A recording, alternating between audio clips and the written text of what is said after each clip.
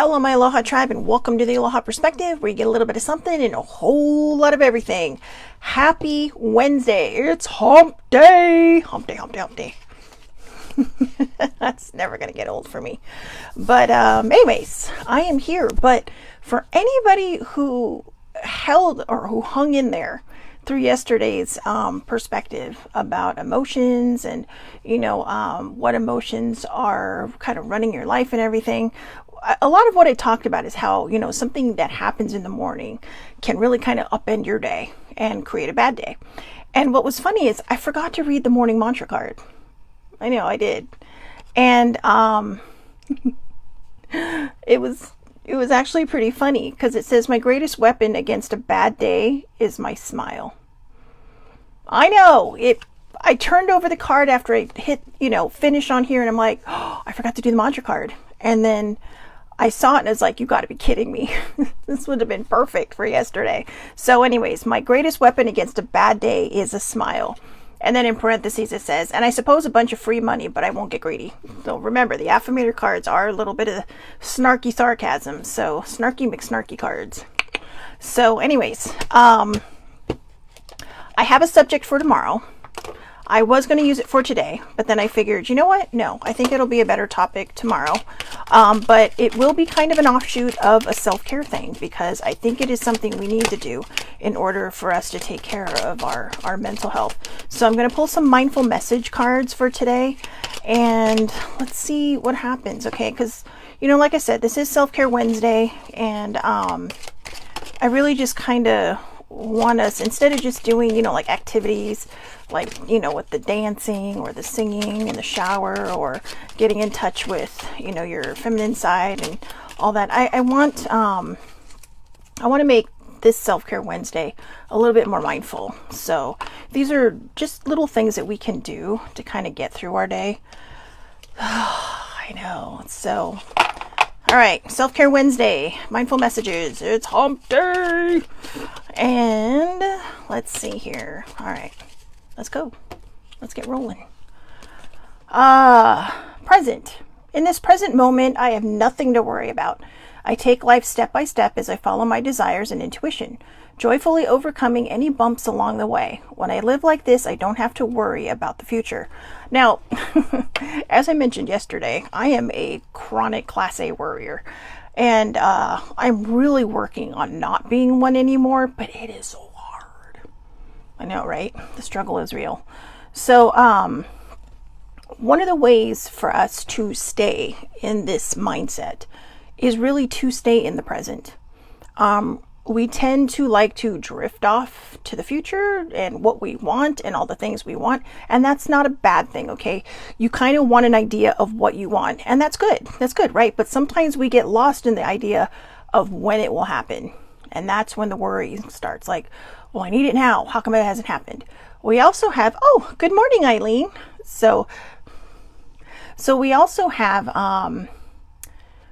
let's see. We also have a tendency to go backwards, and going backwards is not good either because the last thing you want to do is live in your past. It's okay to look back to heal the past, but sometimes we get trapped there. Sometimes we get trapped in the safety of it because even though it may not be a good experience, it's something we're familiar with and it's something that just feels comfortable. So no matter how awkward or gross or icky it might feel, we just kind of figure, I know how to control this part of my life, so I want to stay here in that safety, in that comfort zone. Being in the present moves us out of that comfort zone, and it kind of puts us in a place where it's you're just, say it's a doorway, right? So you're looking through the door at your comfort zone, but you're standing in the threshold of the door, so you're also looking this way to what might be. So in a way, the threshold of the door, the entrance, is kind of your present. You want to eventually get to a point where you close the door on the past. Heal it up, do whatever you have to, keep the good memories, nothing wrong with keeping the good memories, and then move forward.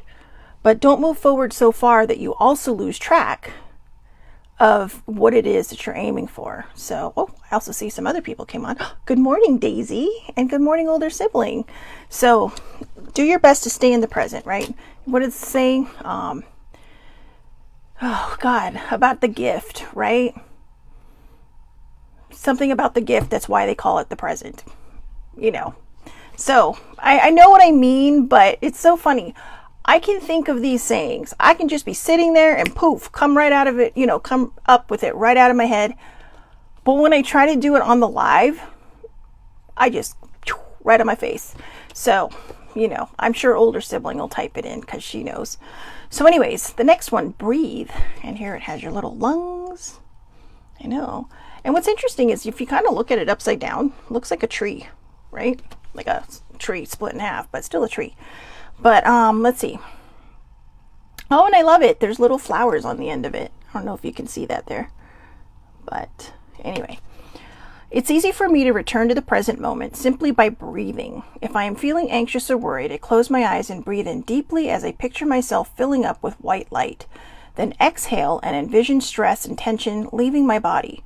In this moment, I am free to gently stretch and open my eyes feeling refreshed. Now, one of my problems with breathing, and I mean, when doing, you know, mindful breathing, is that I tend to start counting.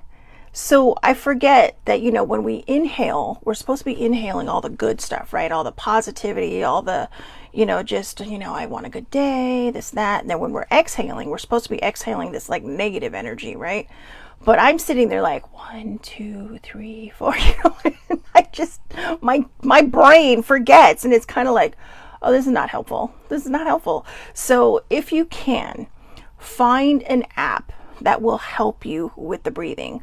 My watch, I have an Apple Watch, but I know there are other smart watches, by I think Android watches. They all have an app on them, I believe, that will help you with the mindful breathing. Okay. So I also found another one. My friend put me onto it yesterday. It's called Finch, and it's a self-care app, and you're basically raising this little burb. It's not a bird, it's a burb, B-I-R-B. That's actually what it's called. And it is just adorable. So, you know, okay, I stopped myself mid-sentence because, as I said, sibling came through. Yesterday is history. Tomorrow is a mystery. Today is a gift. That's why we call it the present. Ta-da! Thank you, sibling. She's like my, like those assistants, right, on the side whispering in your ear. The producer saying, hey, this is it. So there you go. Up and out. Oh, this is one of my favorites. This is one of my favorites. Up and out. Look how sad they look, right? And you know why? Because they're taking all this stuff that's happening, they're pushing it down. You cannot push stuff down. I mean, we try to, and in the moment we may have to, but eventually we have to get it up and out. We have to figure out how to heal it. We have to figure out how to move it away from our lives so that it doesn't affect us anymore. And a lot of times, how we can do that is through shadow work, but shadow work can get really hairy. So again, as I've mentioned in previous perspectives, if you are going to do some deep diving into some serious trauma, have a support team, whether it's a really good friend that you trust that you know you can talk to, or a therapist. I personally think having a professional is good because it can get pretty gnarly, you know, from my own experience. However, I know that it's not always feasible. So you can also find somebody that you really trust that is willing to listen without commentary. Okay, so if somebody comes to you, just be an ear. Okay, do your best therapist impersonation. But if it does get pretty bad, you know, you do need to have somebody that you can just turn to, because I know it got pretty dark for me, but it was something I definitely needed. And if I had to do it all over again, I absolutely would, no matter how painful, emotionally, and then eventually physically, because my pain started manifesting physically, no matter how hard it was and how, I know, I don't even have a word for it because it got pretty crazy and hairy, but it was worth every tear, every, you know, emotional anger feeling that I had when I was journaling.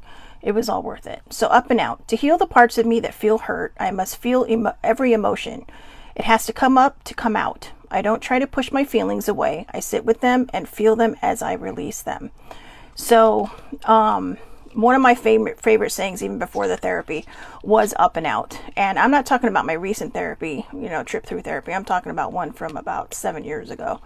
That was a big one. But I do love that. It's like, I always tell people, it's got to come up and out. It's got to come up and out. And one of the reasons we want to do this is because if we don't, there tends to be, for some people, not everybody, some people are just really good at internalizing it. But in my personal opinion, I have seen it manifest physically in my own perspective.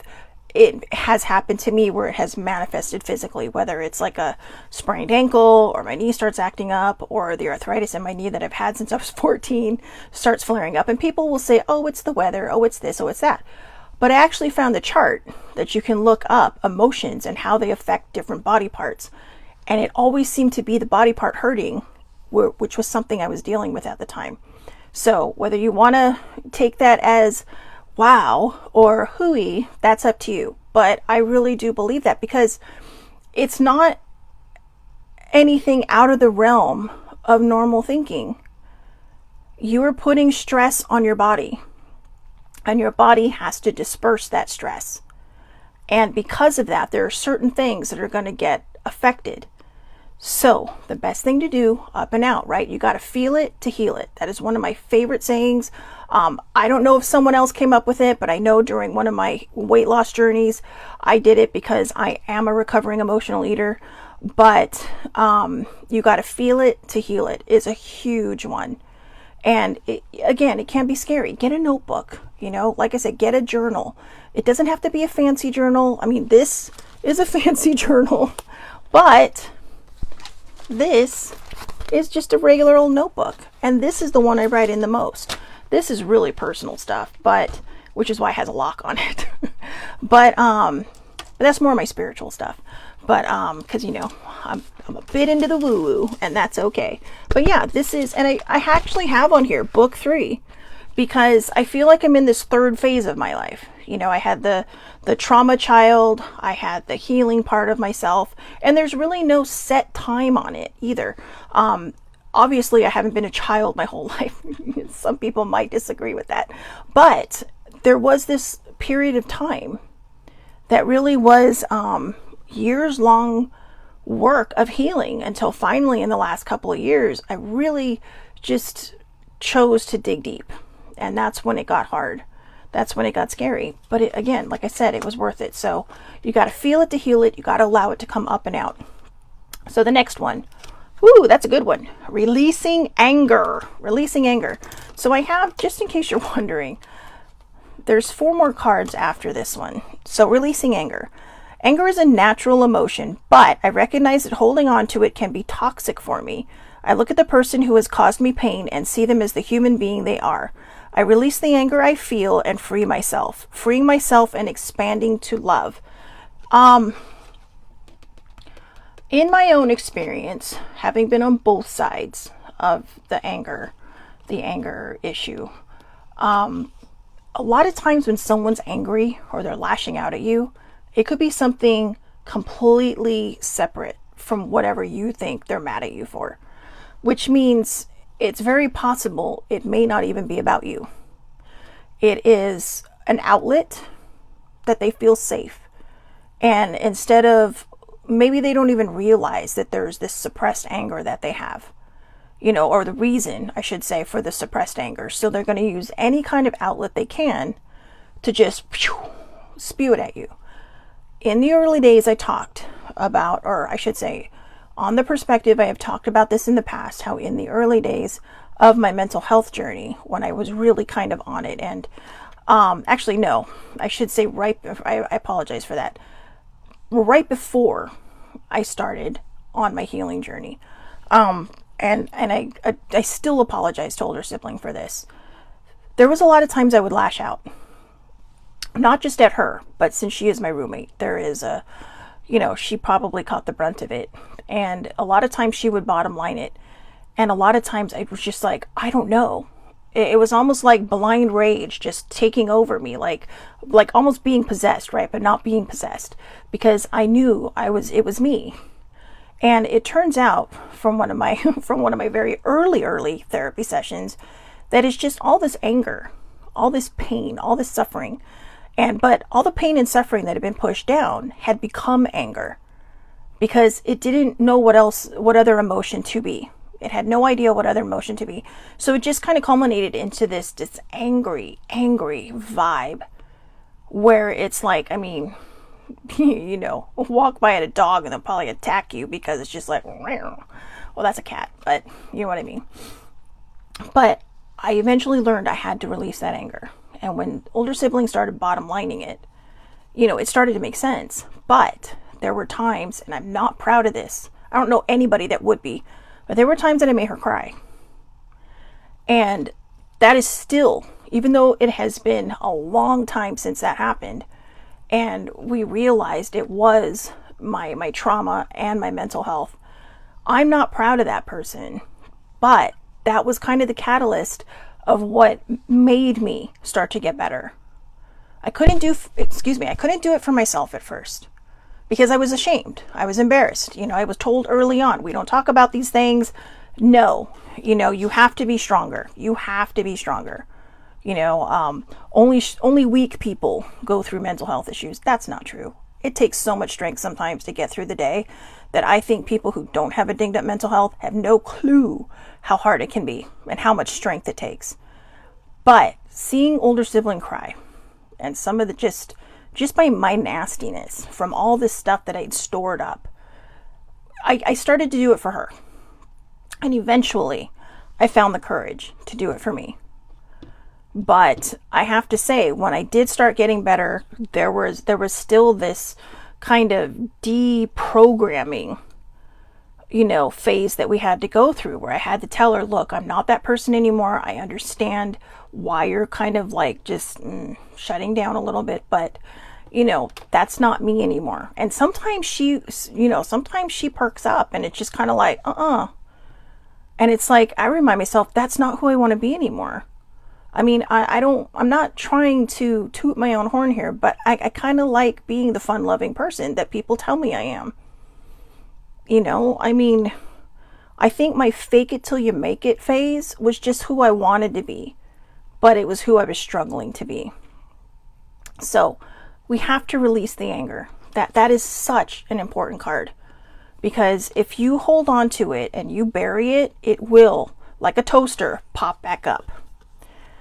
New adventures. Ooh, I like that. Today I open myself up to new adventures. I go out and do something I've been holding back from. I move through the fear rather than let it control me. I trust my intuition and follow my desires. I like that one. There is a place not too far from here, and it's a state park, but I've been dying to do the 1 mile hike that they have. However, you know, when I was 30 years ago, I would have been like, yeah, let's do this, you know, and just throw caution to the wind. But now I get into my head and it's like, but is it safe to do it alone? I don't know. And I don't really know anyone else that wants to walk 1 mile each way with me. But it's really, 1 mile is not that far. I mean, like literally you can see the destination from the park itself. So it's not like it's some crazy place, but they have actual redwoods there. So one day I might just grab a big ass stick or bat, baseball bat, maybe a golf club, and go out there, because again, that is, you know, it's a mini adventure, yes, but until I can get back to England, because you know, I had a good adventure there, but it was not long enough. Plus I have new friends there now, so that I want to meet in person. You know, I don't know if Daisy's still on, but she's one of them, and yeah, it's just exciting, right? It's exciting. So have new adventures, even if it doesn't have to be anywhere outside of your own city. Find something you haven't done and do it. You know, find something you haven't done and do it.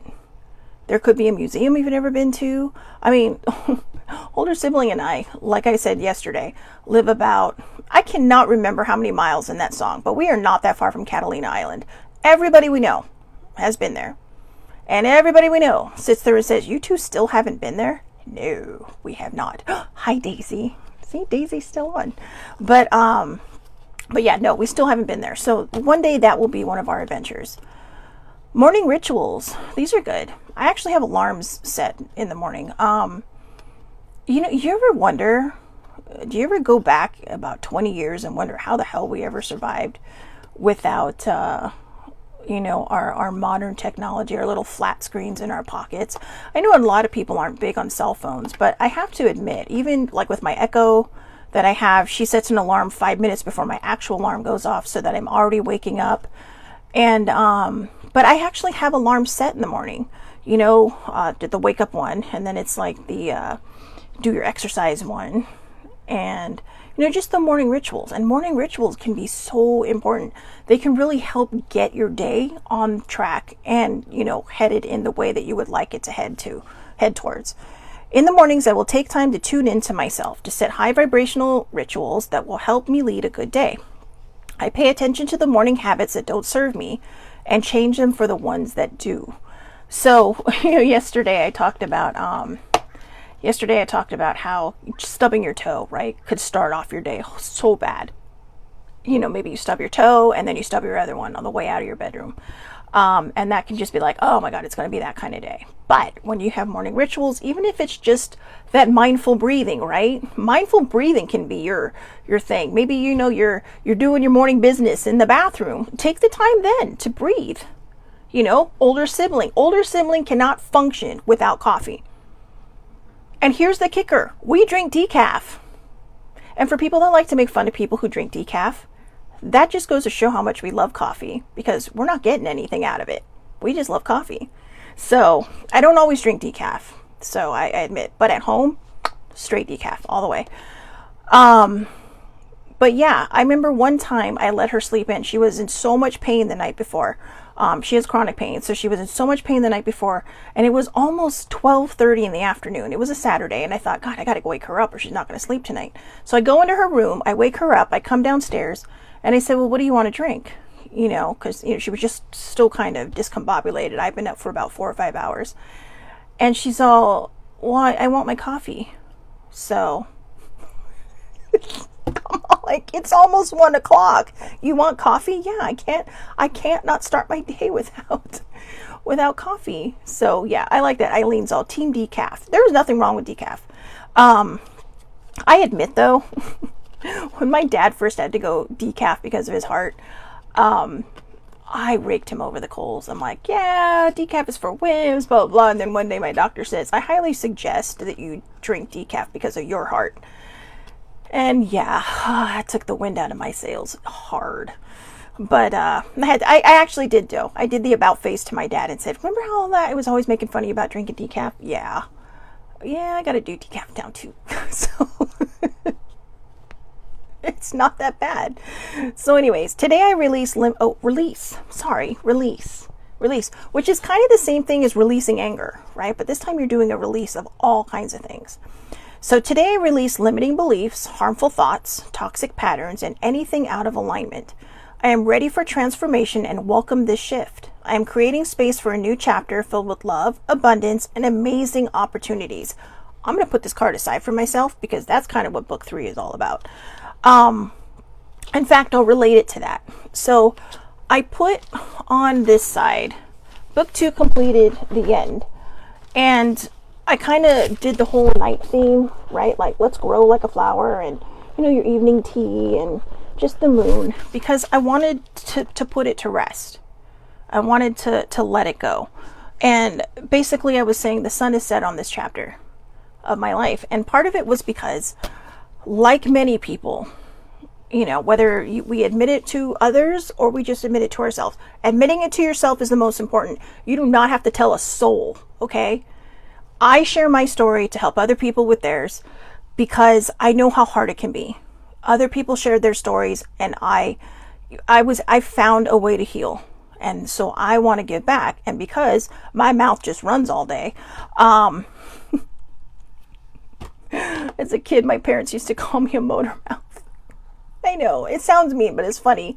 But yeah, or my dad, do you ever stop talking? It's like, no. But it gives you a complex as a kid. But nowadays it's just nowadays I just reply with the sarcasm. No, I don't. But But I have to say, since my mom died, when I go down there, he'll start talking to me at random. Like things that would normally drive him nuts that I would do when he was watching something, he's doing it now because I think he just wants the conversation. And I don't mind. I don't mind. But I admit it. I admit it. But oh, I dropped the card. Sorry. This went sideways fast, didn't it?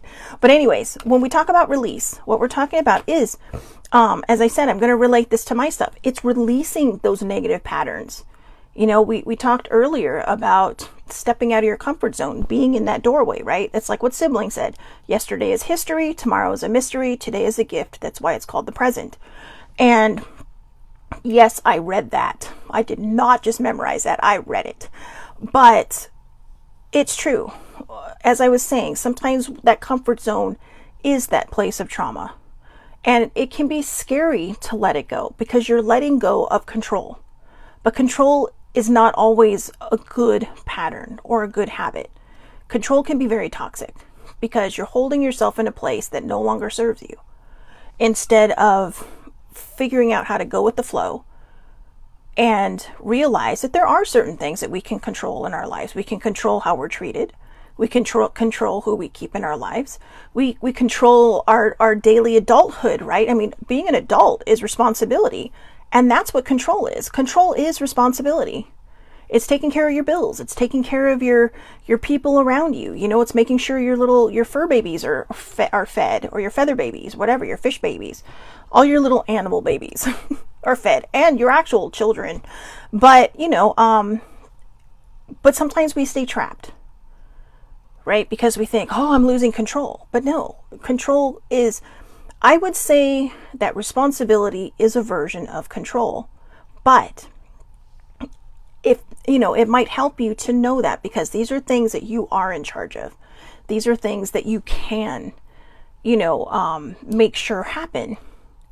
But when we look at our past and we look at trauma, if there was trauma or just whatever, when we look at our past and the negative patterns, you know, maybe you got bullied in school, right? So you just acquired negative self-talk.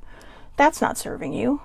That's just making yourself, you know, that's just throwing yourself under the bus.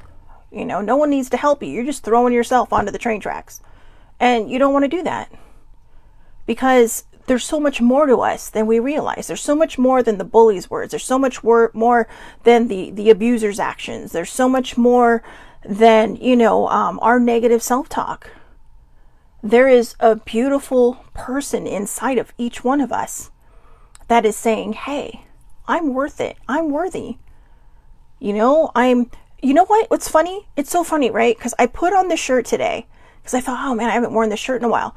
But in a way, Wolverine had that problem. If you have not seen the movie yet, I am sorry. That is not my fault. But it is a different version of Wolverine, okay? But Deadpool kind of helps him find his confidence. That's all I'm going to say, just in case you haven't seen it yet, all right? Because I don't want to ruin it, because it was awesome. Saw it twice in the theater. It's been a while since I've seen anything twice in the theater. But he did. He struggled with his worthiness. He felt responsible for so many things.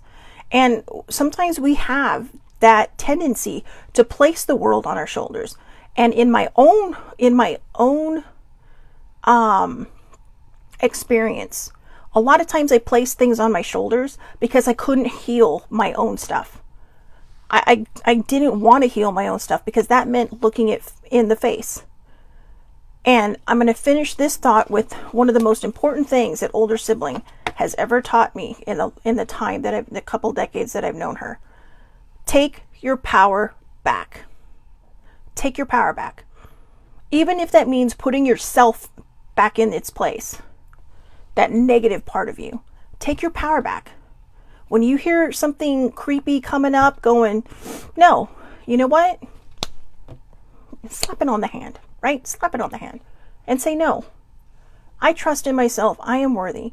And are we going to have full control over that every day? Probably not. I have at least a couple moments a day of negative self-talk. And a lot of times I'm fortunate that it just flies out of my face without me realizing it. An older sibling gives me the look from across the room. And so it's kind of like, oh, Mama, did I just say that? And this is what I get. that mommy look, right? That mommy look saying, yeah, knock it off. Without actually saying, yeah, knock it off. So you know, there is that negative self-talk that we can get rid of. Just release it.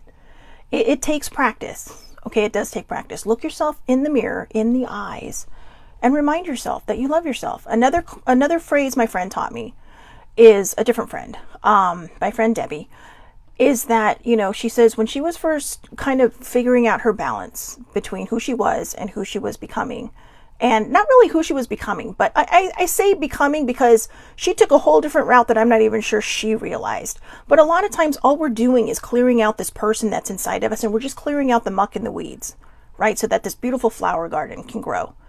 And she said to me, look yourself in the mirror and say, I don't know who you are right now, but I love you anyway.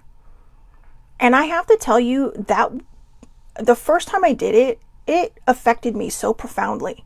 I can't even explain, because I did look myself in the eyes. And she said, don't just look yourself in the eye and be embarrassed about it. She said, look yourself in the eye and mean it like you were saying it to somebody else.